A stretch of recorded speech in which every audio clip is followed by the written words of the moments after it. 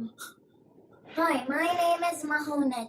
Today I'm going to talk about mealworm life cycle.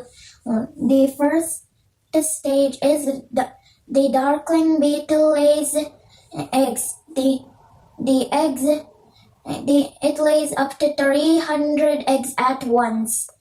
They lay their eggs in grain, meal, or flour containers. They, their eggs are in the shape of a bean. The second stage is the eggs hatch and mealworms come out of them. They have 6 legs and 2 antennas. They have segmented bodies. They get food from their surroundings. They eat oats and drink water from the potatoes. The third stage is mealworm hangs upside down and makes a pupa. It makes pupa in the winter so it can hibernate.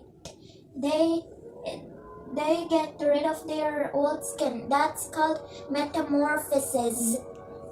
The fourth stage is the darkling beetle comes out of the pupa. In the summer, they change their colors from white to orange, then to black.